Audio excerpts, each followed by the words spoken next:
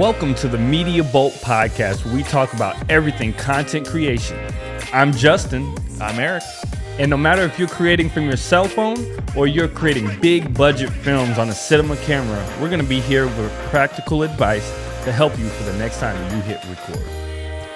On today's episode, this is very exciting. So we did our launch series and we wanted to cover the bases of each one of us, between me and Eric, how we got into filmmaking and a little bit about our life stories and why we're here doing what we're doing today. So this episode is going to be focused on Dids, Eric Dids. And we're just going to talk about kind of his upbringings and how he started in the eSports space and was a creator there, and how it's kind of parlayed itself and pushed towards being a full-time filmmaker, business owner, and just man of many talents, Mr. Dids. So, so we're going to kick it off. First thing I've got for you is, you started in the video game space, and what with video games made you fall in love with them? Oh, that's a good question. I think for me, like the love for video games really just came from, it was like, I don't want to say the reward because it wasn't like a gifted thing, but Saturday nights, like, all right, you can stay up a little bit late. We'll play some Super Mario Kart together before bed kind of thing. So for me, it was always just like that. It was a way that I bonded with my dad, but also just kind of my own escape. There were so many games that I loved back then, that really it just was that it was just fun. I mean, I don't know, like there's really nothing to it. It just was something that I did, and I was like, this is really fun, and I just kept and still do play video games. Yeah. So what are the top 3 games that made you fall in love with gaming?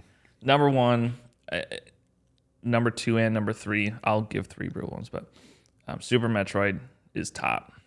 You want to talk about a game that has story for the graphical limitations at the time. You want to talk about a game that has so many elements and, relatively speaking, is bug-free.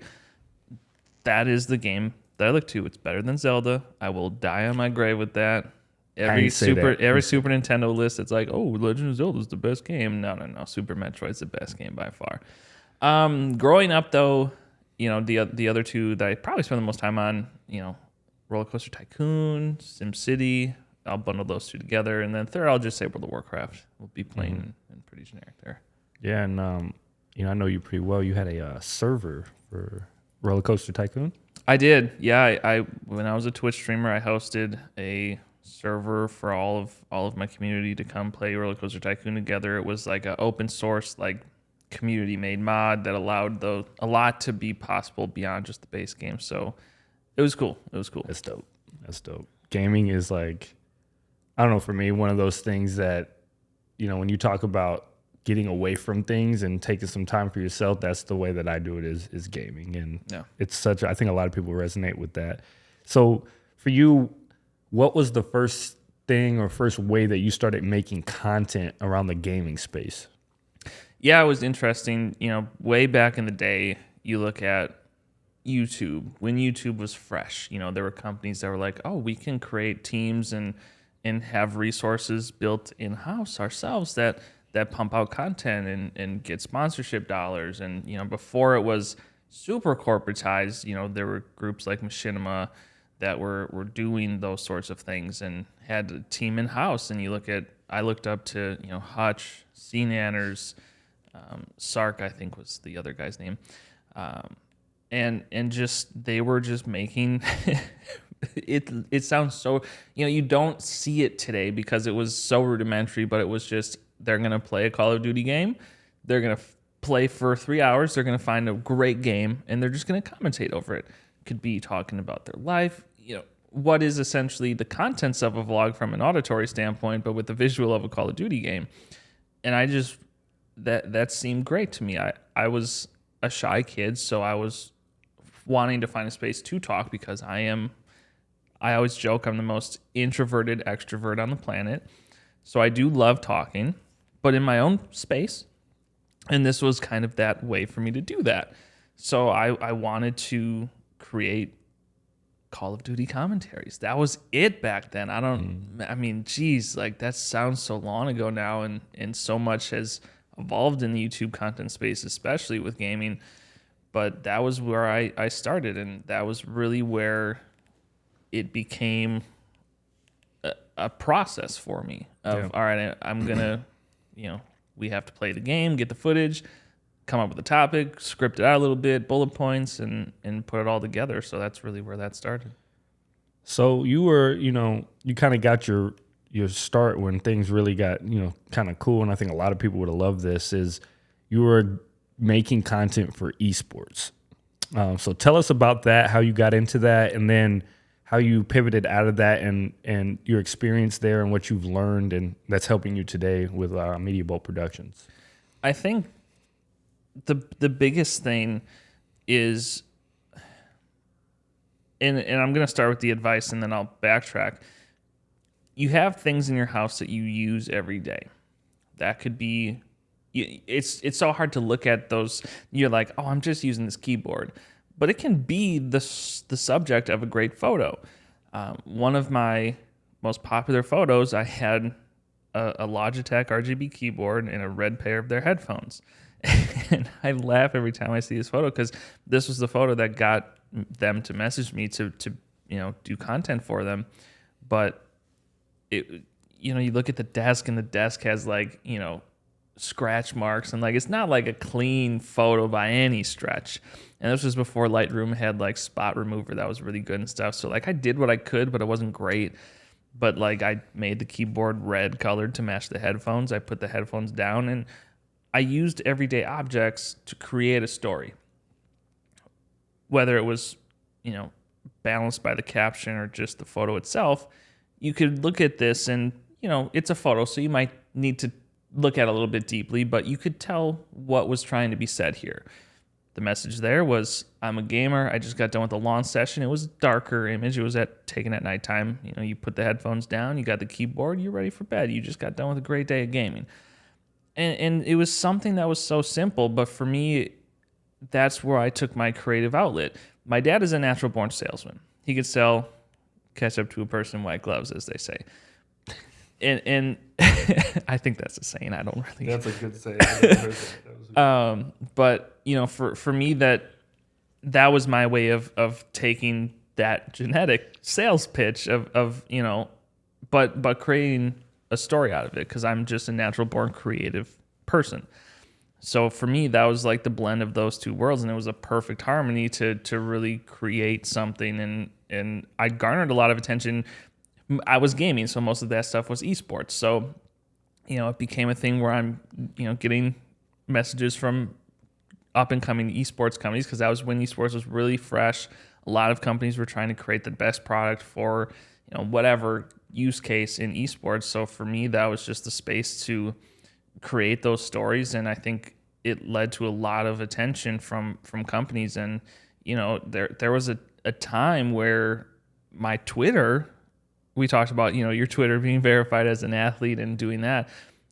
I would be on a bad month at 1.5 million impressions just from taking a picture and the retweets that created from the company and all of their supporters retweeting it as well.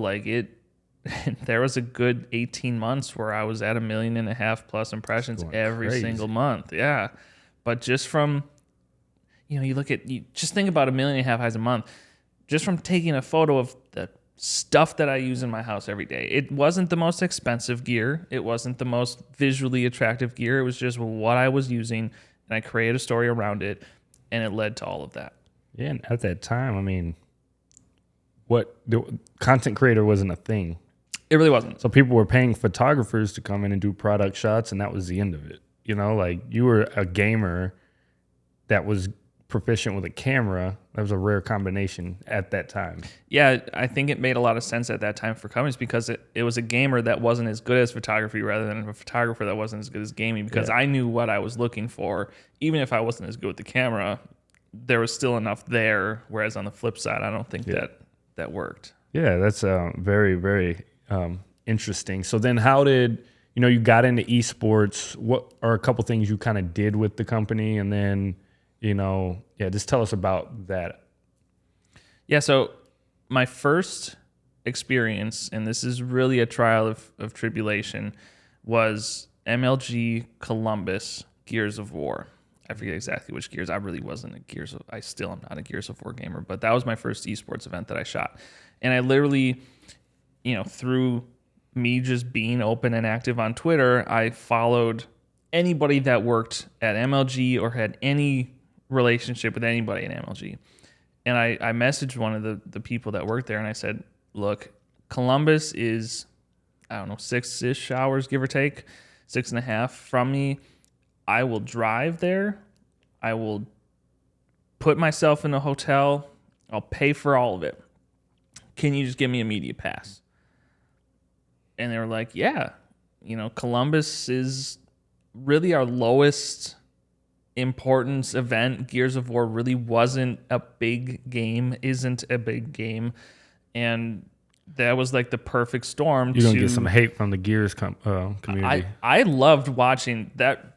To me, it was more entertaining to watch than Call of Duty events. So that's my redemption arc there. But that was really, my first experience to sell myself and say, look, I'm not asking for anything but a media pass. I will invest every penny into making this happen for myself. And it wasn't anything that had any restrictions or any requirements for it. He just said, sure, come. There wasn't any coverage of that event. So for them to get somebody to come for free, take a bunch of shots, it was going to be great for them.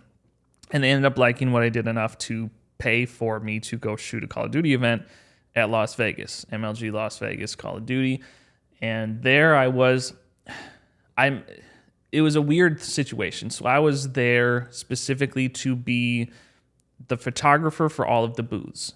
So all of the sponsors, your Control Freaks, all of the companies would have booths there because it was a big enough event to house that. And I was supposed to go from booth to booth and be their photographer. Well, what they didn't really coordinate is that 95% of those booths had brought their own photographer. So it was kind of an unfortunate thing. It worked out in the end, but I was kind of there. Ended up being there as just kind of an extra photographer. It's like a third wheel kind of. Because there was nobody there that needed my services, but it really wasn't a position that MLG created prior to that event, nor knew if they needed in the first place, because this was kind of when companies were getting big enough that they could house all of those bits in-house. So it wasn't really a good thing or a bad thing. I did what I needed to do and got a lot of good shots. And honestly, some of my favorite moments, and maybe I'm answering questions in advance, but the moment that I look to that I'm like, yes, this is where it clicked. There was a moment where there was the most popular Call of Duty player came in to do like a signing meet and greet during the event. And I'm, everybody's like, oh yeah, da, da. And I'm like outside of the crowd and I'm just kind of like watching. And this was the first time that I did this and noticed something. And I get this shot every time that I get a chance to. So I'm looking, and there's, I'm there to take photos of what's happening. But who is there to capture the moment for the people? And it's great to look on Twitter and see a fan and their favorite athlete. You were a professional athlete. How many pictures did you have taken? Like, people look up to you, whatever. But for me, I want to be a step behind that. So there was one picture. It is one of my favorite pictures I've ever taken of this player and this kid. But I took a picture of the mom that was taking that photo. So I put my focus on her phone screen to capture not the moment, but the moment. And for those that are listening, not watching, there's a smaller moment that's happening with what she captured, but there's a larger moment that's happening with what I captured of the story of the mom who brought her preteen, very preteen kid to meet their favorite athlete. She will have that photo on her phone that she took for forever, but she's putting the one that I took in a picture frame because that's what means something to them. Amen, brother. Hey man, that's awesome. That was a bit of an aside. But No, that was great, man. but I just want to finish off by saying, how many times have you seen me? You're looking at footage from something. I'm always looking for that shot of the phone. Who's out there taking a phone picture of something? Because again, you can post that picture and it's going to get whatever, but what's the story of that picture? What's going into that picture? I want to be a step removed from that so I can show the world this is the culmination of everything that's taking place here. Yeah, I feel like people get so caught up in selfies or just portraits or like capturing that moment, whatever that is. But there's a whole like ambience in the room and like an event that you're missing most of the time. And when you start to get like that perspective, like you did there, you end up seeing everything like I think you remember more of that sensation in that moment by seeing more of that. That's really interesting. I just wanted to ask you, so you Twitch streamed a lot, Dids Live, and how did that help you, maybe come out of your shell or just like find your voice as a content creator? Yeah, it's so interesting because everybody has a reason for streaming. Some of it is fame, some of it is financial, but for me, the reason, I was playing video games when I wasn't working as a kid or at school as a kid. And then all of a sudden, I'm like, I'm taking all these pictures, right? And I'm doing all of this stuff and I'm playing these video games. But when I'm playing these video games, I'm just kind of in my own world. I'm not talking to anybody. I have all of this equipment, though. I could just stream when I'm playing video games. I was single at the time. There's nothing else that I was committed to. So for me, it was very much a moment of, well, what if I just played it live for the world? I'm taking time to play 3 hours of Call of Duty, right? These Call of Duty commentary videos, to play 3 hours of Call of Duty to get hopefully one good match. I wasn't great, so maybe I didn't get a great match there. And then I have to, do all these assessments. Like, man, I could just put all that together and just do it live.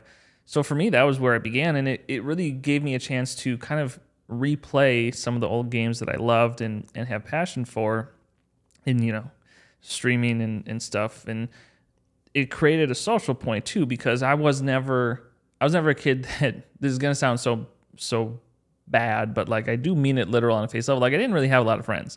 So like for me, it was like, I want to have people that I connect with, but that is kind of leveraging my lack of needing to be like, oh, let's plan to go out to dinner. It was like kind of on my time. So it was a little bit selfish in a sense, but I created a community that way and grew into, a streamer that I knew I wasn't great at games, right?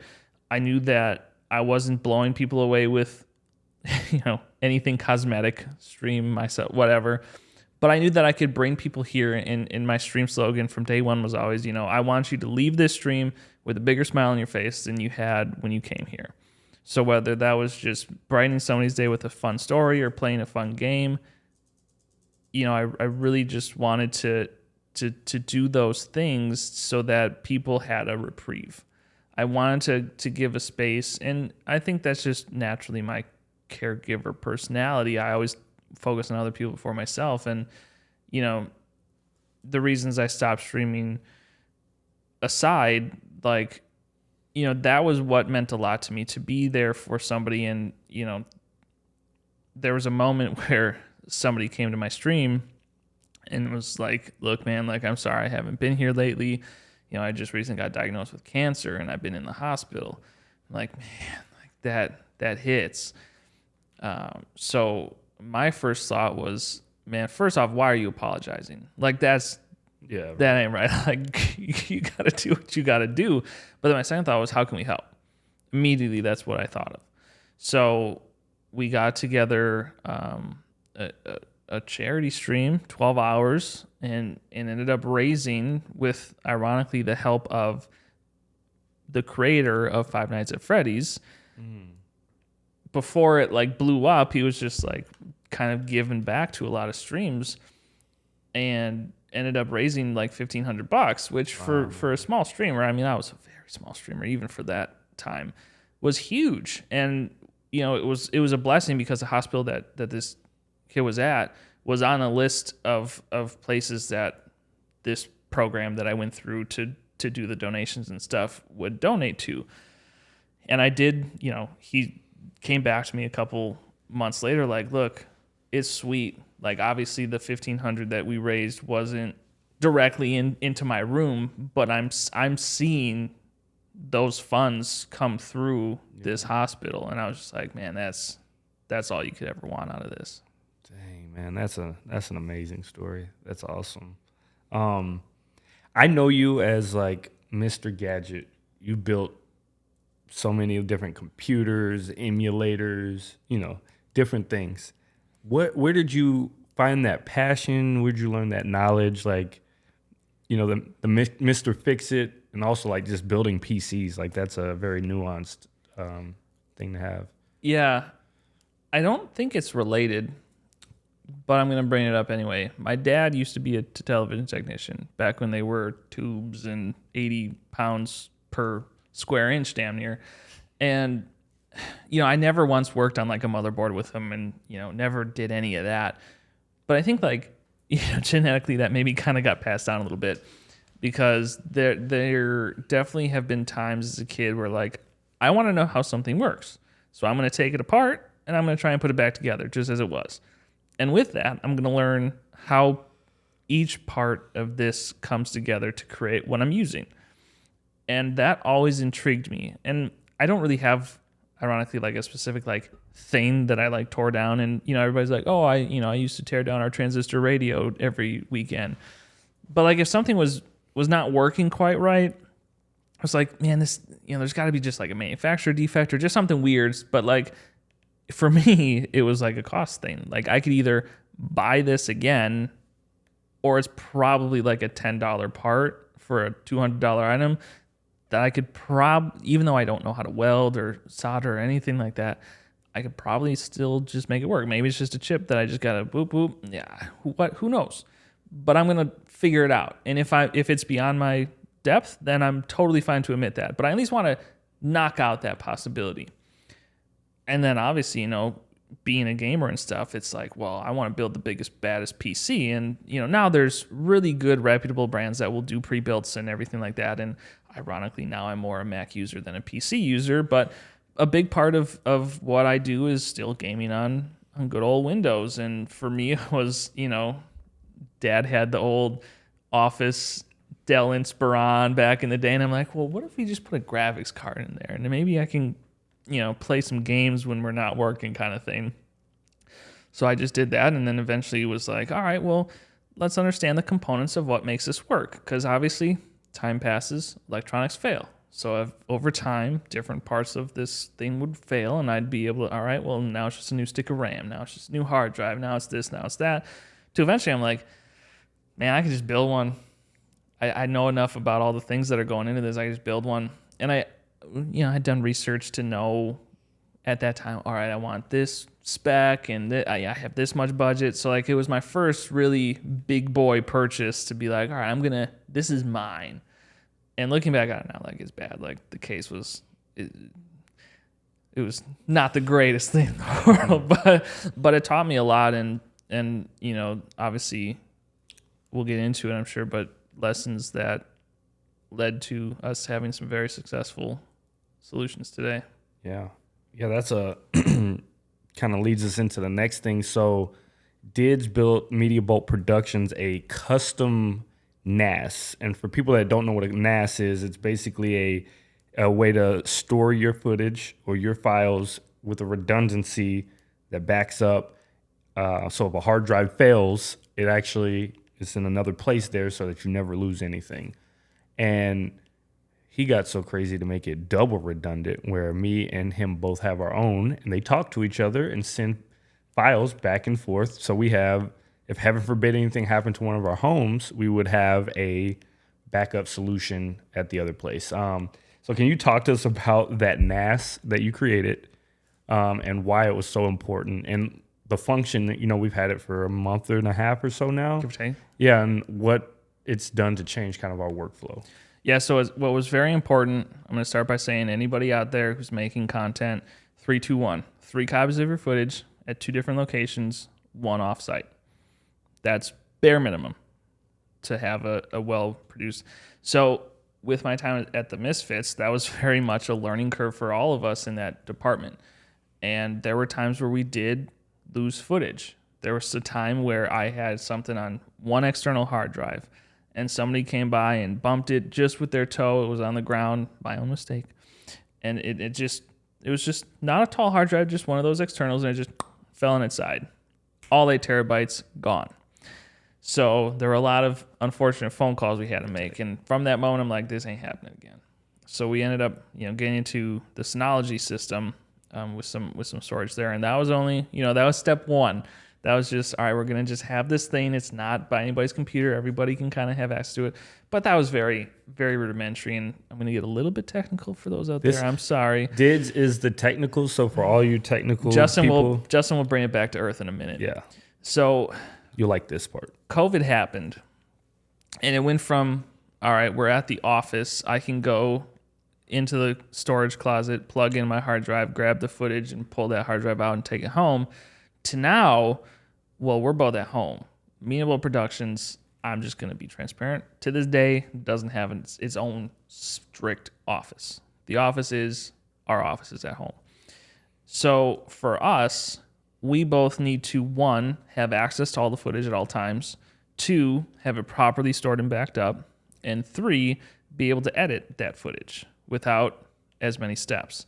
So what happened was initially through being an owner at Urban Adventures, I did a Synology system. And Synology works great because it has a sharing, I forget exactly what they call it, but basically it copies the same files from one NAS to another.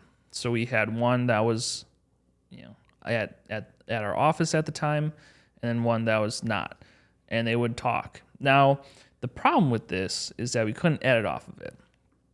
And that was really kind of a big deal. So all of us would have to have a hard drive that was fast enough. We'd have to go through the effort of pulling the footage, doing the work, and then when we're done with the work, putting it back and not accidentally goofing that up. That's the hard part. Yeah. It's very easy to take the footage and do the work. It's very hard to be like, I'm done. Let me put that logo Yeah. where it needs to go. Yeah, that's not fun. And honestly, when you're done with the project, you want to be done with the project. You don't want to do all the little extra piddling around. So we came up with a solution, and I kind of tested this on my own. Last Christmas, I bought myself, I built another computer, and I just was curious. There are other solutions out there. For what we spec'd out for our NASs now, it would have cost us double to go with the Synology solution. That's not a knock against Synology. Their price comes from just the convenience of it. But I'm a tinkerer. I want to find out what's the best, what's the most cost effective. We're running a business. We want to burn profit. So basically the long story short is I found out through just testing, I created myself a server that I just use at home. It's an Unraid-based server, and I, for a couple months, just did all of my editing for our business on that. So we would come home, I'd do a project, I'd put it on that thing, and I was testing it over 2.5 gig internet to my Mac Studio, which has naturally 10 gig. And I was just curious, like, how much am I pulling? How much bandwidth am I pulling? It ended up being about, 1.5 gigs, more than just a single normal, your standalone plug in the wall would be, but not ungodly amounts, even with the bigger projects. So then I'm like, man, if I can find a way to have Justin and I have the same files at the same time, we could edit off of this, and it would be fast enough that we would just be able to do all of this right from the comfort of our own home.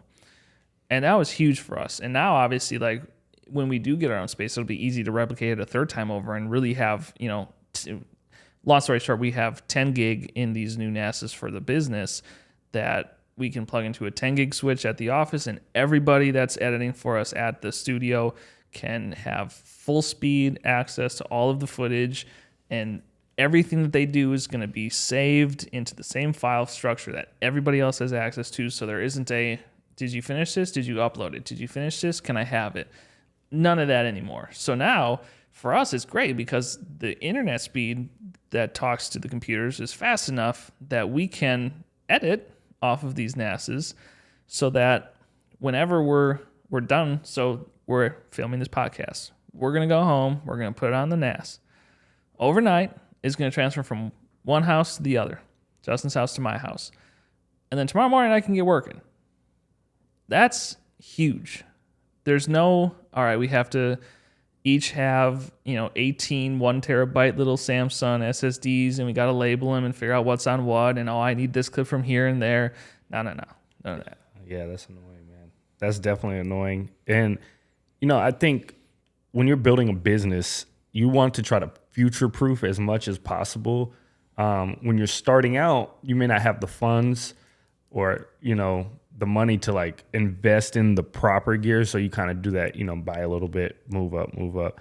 But I would tell anyone, buy once, cry once, when it comes to file storing and when it comes to maybe, getting a camera and different things like that. Get something that's going to last you a while so that you're not every year needing to upgrade things. And, with this, we had conversations like, how can we make sure that 5 years from now, 10 years from now, we have a process that we're doing, and, we can just continue upgrading this thing and it's going to work. It's very scalable. Yeah. And it's scalable to the point of anybody can be added into it, and whoever we add into the team can have access to the same thing.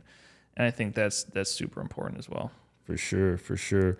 Well, tell me about like your evolution as a gaming content creator into now being a production company owner. Like that's kind of a huge jump and very different. Just tell me about that process and kind of, where you're at nowadays mentally and as a creative.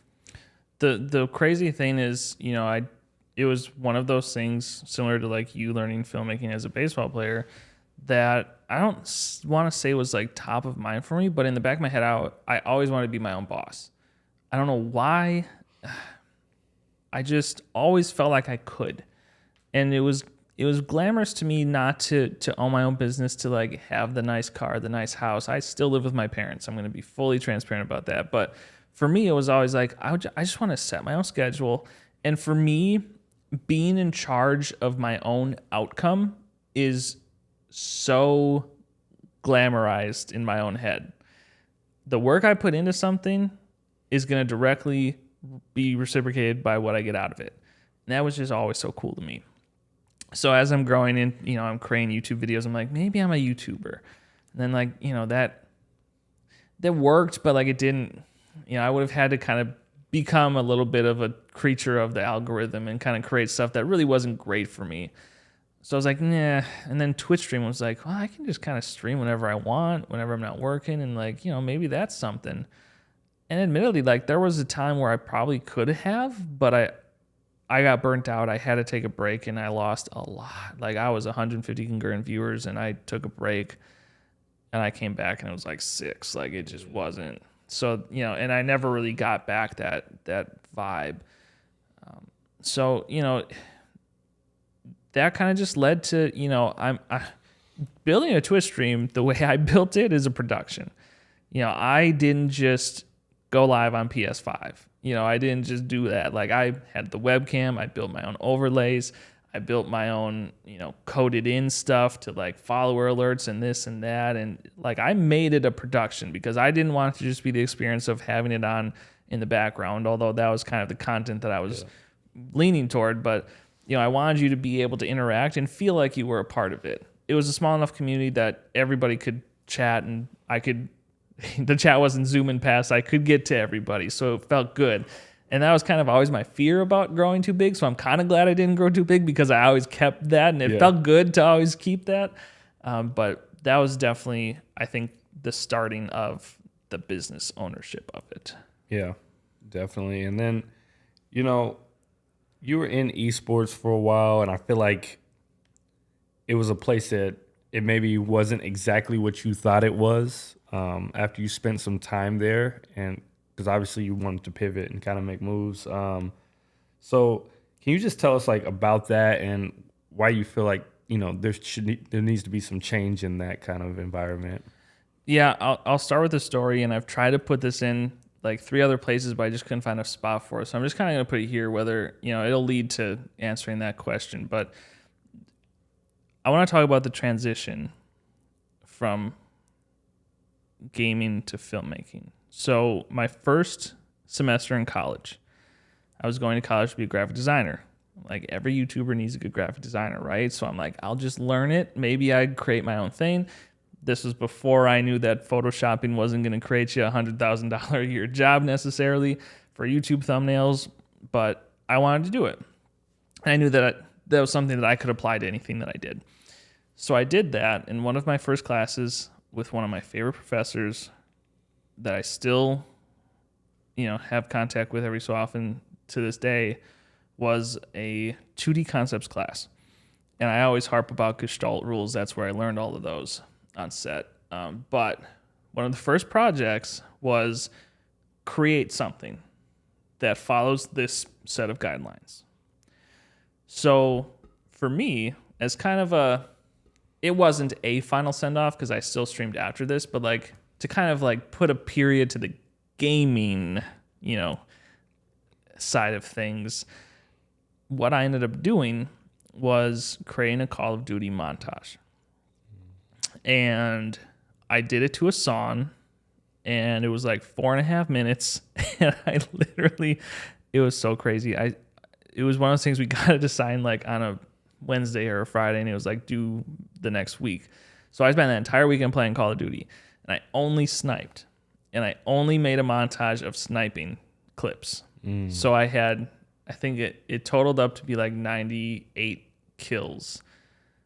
So I think I called it like 98 kills or 98 problems with a kill ain't one or something stupid that was like kind of reference to that. It wasn't obviously like a direct, that wasn't the same number or anything, but it was clever. And I just remember like we presented it, right? And I remember I was like in the back of the room when it was being presented, and it was so different from anybody that anybody else had made. But like in my head, I'm just like crying of like pride because I'm like, man, like I made this. Like the gameplay sucked. Like it was not like incredible snipes by any means for a Call of Duty player, but it was just 98 kills that I got with a sniper, and I put it to music. Yeah. But I put it to music in a way that was like a little edgy. It's still out there on the internet. You can dig it up. But it was that first moment where I was like, yes, this is it. And I'm trying to think if this would have been pre-shooting for MLG. So I think, for me then, when I went to Columbus, I had my Canon T3i. I had a 50mm 1.8, a good old nifty 50, and I had the kit lens. So my kit was not great. But I still made like a video and like manual focused, and I like did little transitions and stuff. So for me, it was that, I started to realize like, man, I think I'm here more for the video than I'm here for the game. And I enjoyed that the content was the game, but I was there more for the creative. Yeah. And I think that was where, over once, that second MLG Las Vegas came and went, and it was kind of like they tried to create a job position that I would fill, and it kind of just didn't work. I was like, man, I'm gonna be okay, because like it might not be a space for me, and I might not find a home there, but there are lessons that I can take from this that I think are super valuable. And again, like I said, like I'm the being able to have the content is great, but like now business, right? We do a lot of client work that pays the bills. Every business does that. We don't love or dislike any project more or less than the least, because we still love, we pull our love into every project, and whether or not somebody comes to us to just do an event recap or something, that on the surface is simple, we're going to have a meeting with them and be like, but what if? And that's the cool stuff. That's where we really have fun. But like, we still strive to find content matter within what we do that we love. And, some of the charitable work that we've done, some of the, other pieces that we've done really showed that. But, just because it seems bleak on the surface doesn't mean you can't have fun with it and you can't make it something special. And I think we do that very successfully with all of our projects. Yeah. Definitely. So where are you at these days gaming? Like, where do you find yourself most comfortable? And, a little side note, you met your wife through gaming and I that did. kind of thing. So, like, I know that's kind of changed a lot for you. And, nowadays you have a much different outlook on, what it means to be a gamer. Yeah, being a gamer to me is now so different because gaming was part of what turned, I always say people are like, oh, I worked the 9 to 5. And I was always like, well, I was working the 5 to 9. Because from 5 to 9 p.m., on the flip side, I was building my craft. And again, the content was gaming, but the real craft was the video, was the story, was all of that. So meeting my wife was super cool. So I was, there's a lot of funny to this. I was trying to build a graphic design portfolio. I was middle of college, didn't end up graduating, by the way. So Justin is a bachelor's degree filmmaker. I am, quote unquote, YouTube University graduate. Ain't nothing wrong But with that, we bro. all got our same. But, I was like, man, I got to build a portfolio. And I was like, all right, again, same thing with like taking pictures of stuff that I was using every day. Like, how can I find it in something that I'm interested in? So I'm just scrolling Instagram on hashtag Twitch streamer. And I'm just, anybody that looks like they're like into it enough that like would continue to, I just hit them up. Hey, can I make you like some Twitch graphics, build you a new like layout, whatever, banner, anything like that. And ironically, she's just one of the people that I messaged. There was no... You slid in her DMs. I slid in her DMs, but there was no intent. I slid into so many people's DMs, and none of it was for that reason. But she's like, yeah, sure. So I made her a graphic, and then we're both like, man, they cute, though. So we were like, just kept talking. Yeah. And we're like, man, we should just like Skype one time and just like talk. Do you still have that graphic? I do, but it's buried like 3 hard. Yeah, it's out there. Yeah.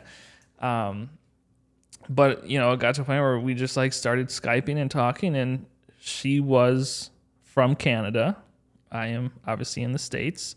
So it was a long distance relationship for a long time. Yeah. We were long distance for years.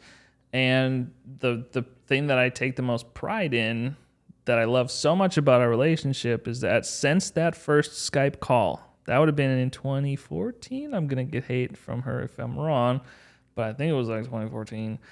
Because I had just turned 21. So yeah, that would have been about right.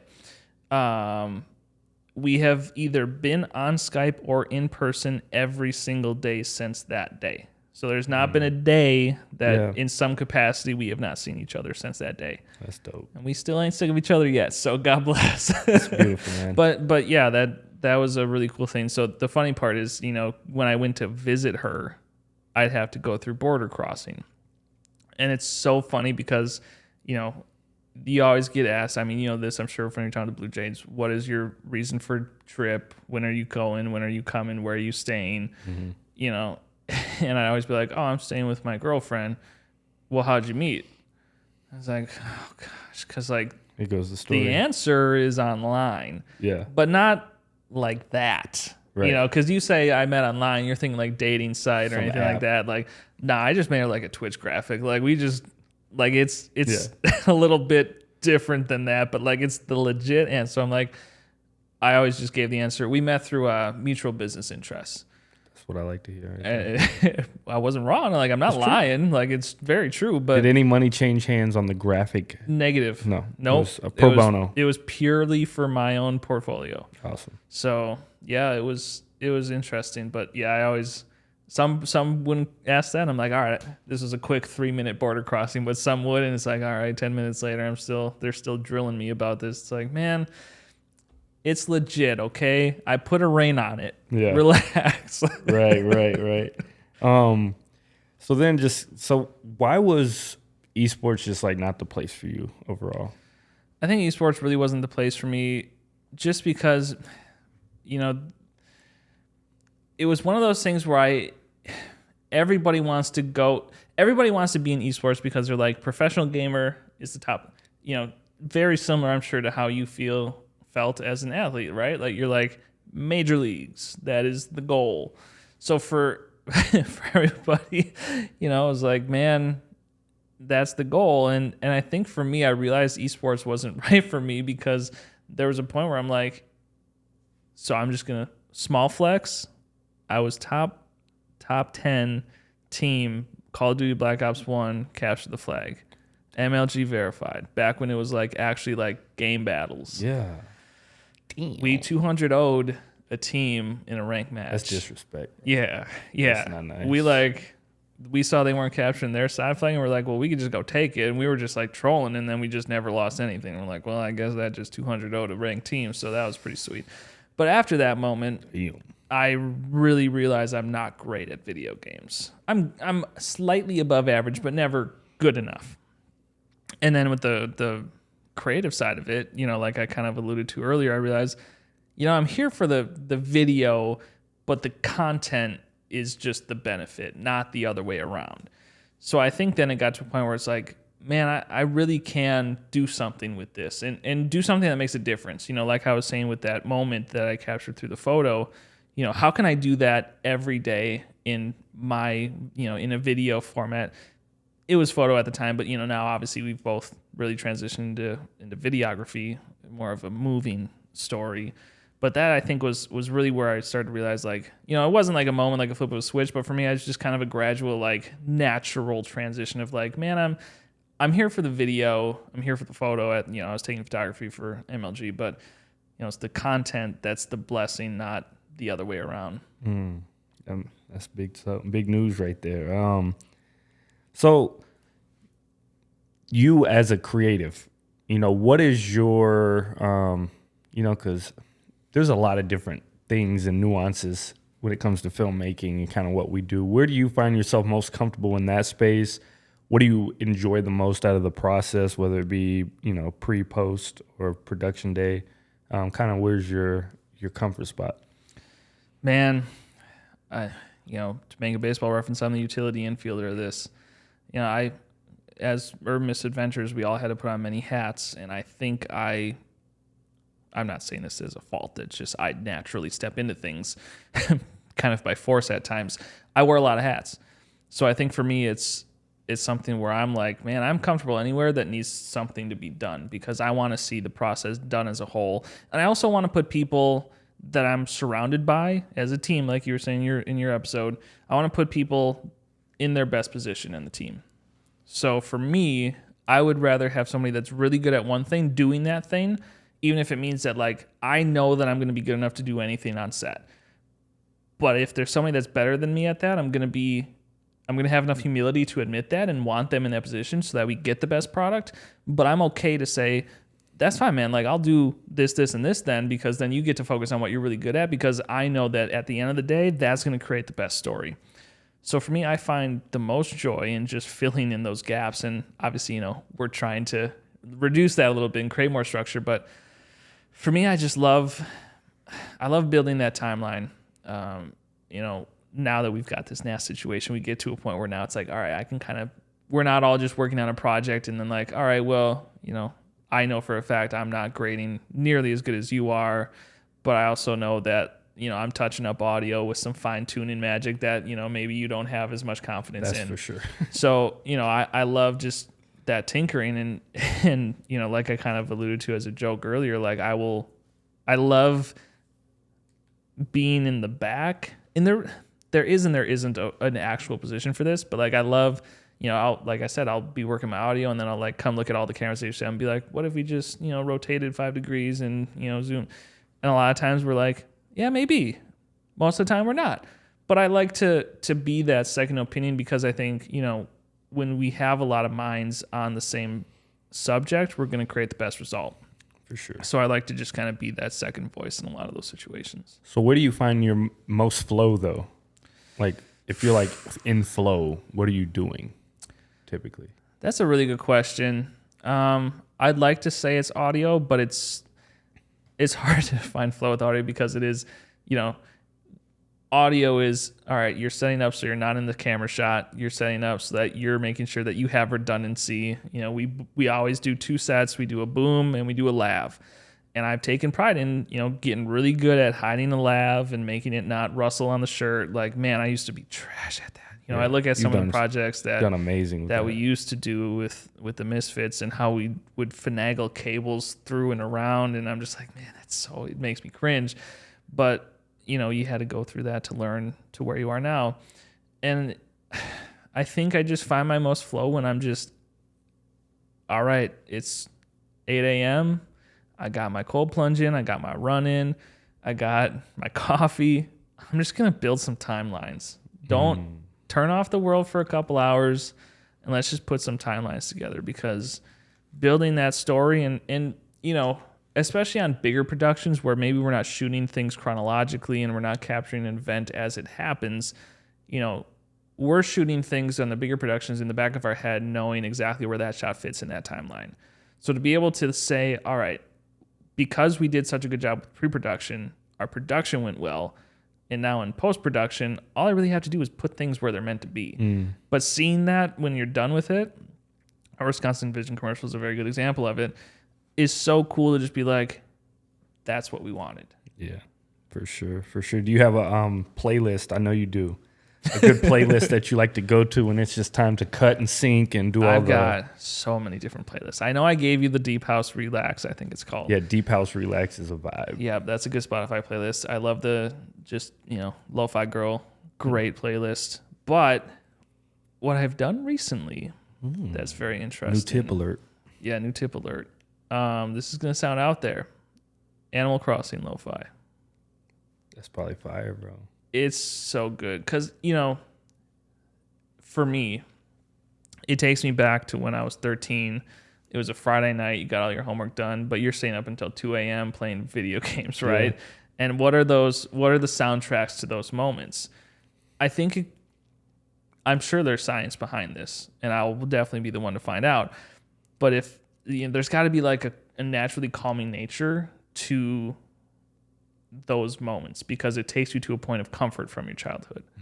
So you're naturally just like, you kind of get to create the flow, because it's like, I work better with music. I know that there are pros and cons to it.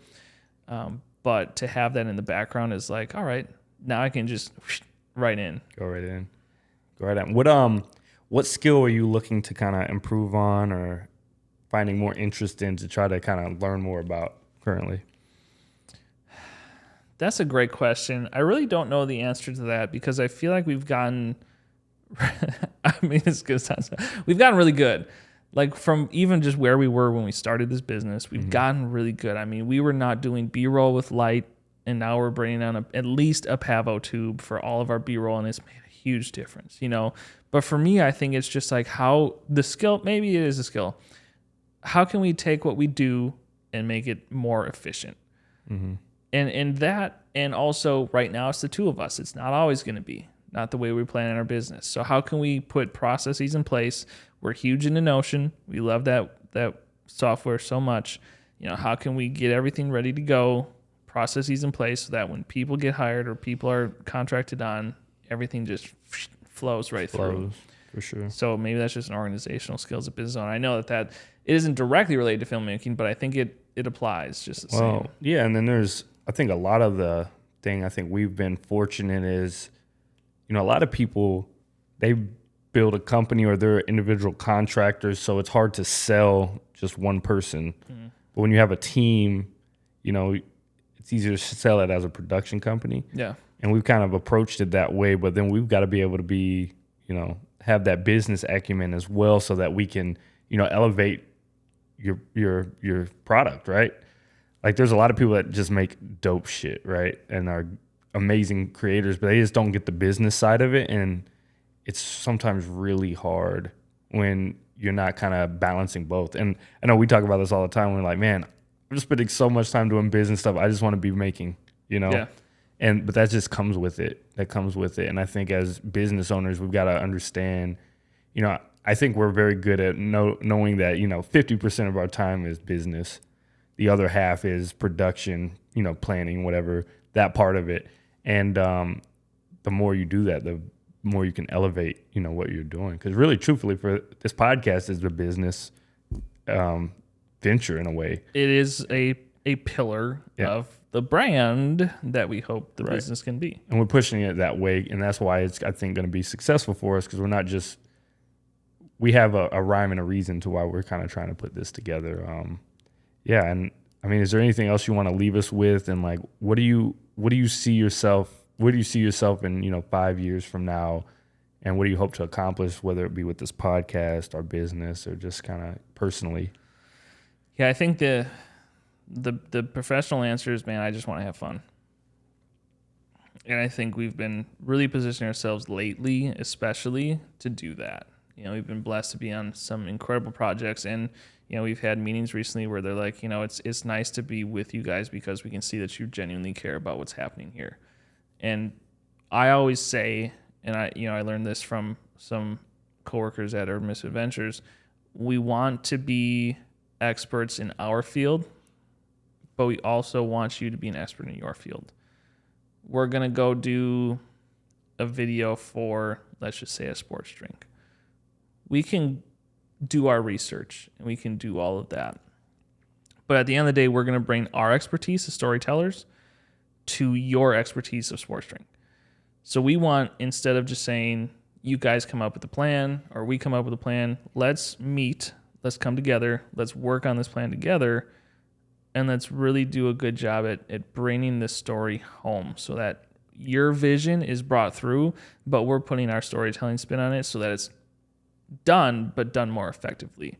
And I think that that's something that we do really well is supporting that and having humility in those faults. We're not supposed to be an expert in every field. We are storytellers. We are video storytellers. That's what we do.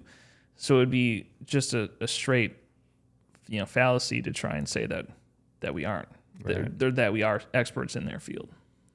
Definitely, man. I really enjoyed this conversation. I've spent a lot of time with you over the last couple of years, and this is a different feel to just be able to sit down and just have this conversation like this, and hopefully the viewers learn more about you. And I'm just really thankful for having you here today and us doing this, man. Like we always joke, this is our FaceTime conversation. So you're getting it. We're bringing our FaceTime convos to the internet. I just wanted to sign off there and just thank everybody for watching or listening to this episode. I don't know which way you do it. We've been having a little battle back and forth on how people consume content. But no matter where you are, can you subscribe, just hit all the positive buttons on your screen, wherever that may be. And we just thank you so much for coming and checking this podcast out. And have a beautiful, blessed day. Peace.